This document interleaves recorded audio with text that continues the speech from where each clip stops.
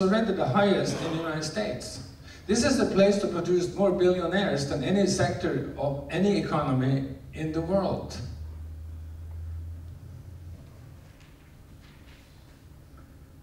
So here you have how many EPCs were produced? Well, there are that many. And now comes economics. That's the prices. If you're going to sell that much, you have to lower the prices. And this is why the gains from productivity is not just for the investor or the owner. It is for the workers who are the highest paid in the country, and it is for the customers. Who, if you had car prices going down at par with computer prices, I mean, you will have 500 miles per gallon, and you will have probably a $100 car. And India did just produce one of those incredible cars. You know, you come in boxes, you have to, there's some slight assembly involved. But that car only cost a couple $100. Very impressive. All right, here is the classical economics, supply and demand. And if you never thought these curves existed in reality, well, here they are. That's what happens. Here is investors. They had a free ride up until the dot-com bust. And then they busted, just like everybody else. But they are climbing up again. And they're climbing up because of the iPhone, because of YouTube, because of all of these other wonderful things that happen when you let imagination go wild.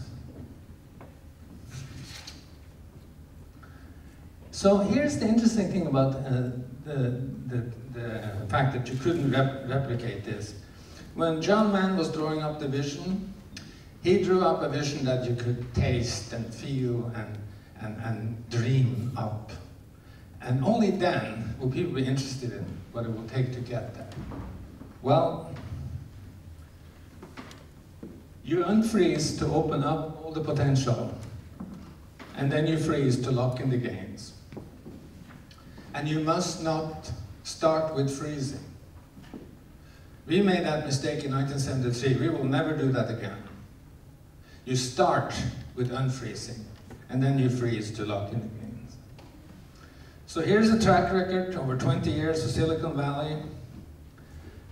10.83% increase in volume, 7% down with prices every year.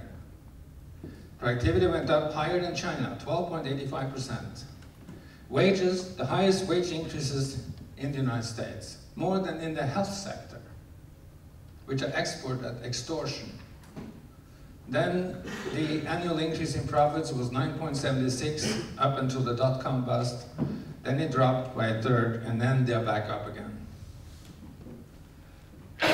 So in 1989, I was at the Chinese Academy of Science, and I'd been offered a place to advocate whether China should focus on productivity and quality.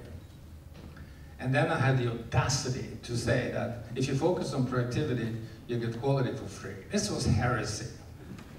Fortunately, I gave them a choice differently. I said, would you like to copy Japan, or would you like to develop your own thing? Well, they don't like Japan very much in China, so they thought that the latter one was a pretty good idea. And then they got a young bureaucrat involved, and he established 500 productivity centers shortly thereafter. And that young bureaucrat was Wen Jiabao. He's now their prime minister. China now has thousands of productivity centers. That's the explanation for China. How many of your countries have more than one productivity center? I thought so.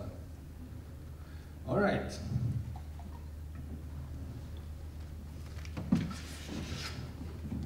The reason for this, I said, was that the definition of productivity is doing the right thing in the right way all the time.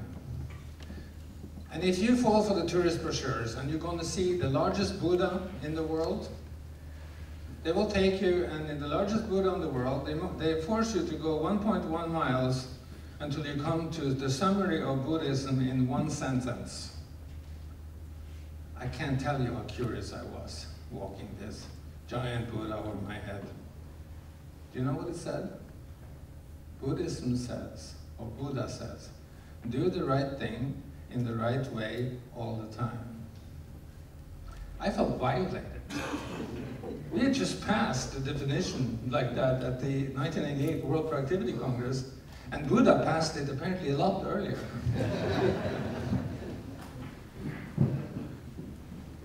So how can you get poor quality with a definition like that? To get poor quality, you have to produce the wrong thing in the wrong way all the time. Well, why in the world would you do that? You wouldn't even think of it. It doesn't mean that you are not to practice what quality can do. Quality and productivity is like yin and yang, and I'm needlessly provocative to make you believe that productivity is in there on the yin side, and quality comes in on the yang side, and you cannot have one without the other.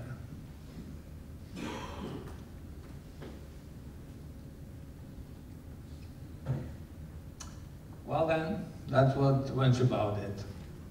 And look at China. I have to say, I studied a large number of countries, and it is miserable work most of the time. But if you look at China, look how high they are above the standard of excellence for productivity, which is 5% per year.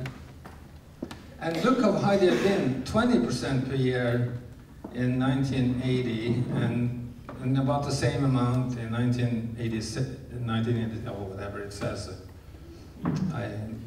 I'm too vain to put on my glasses. I trust you could see it up there.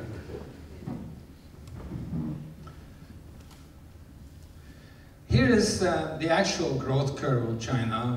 I superimposed the regression line because this regression line is 0.99. It means that you have explained this to the point that even God gets interested what's happening on the earth here. And that's a big growth curve up to 2007.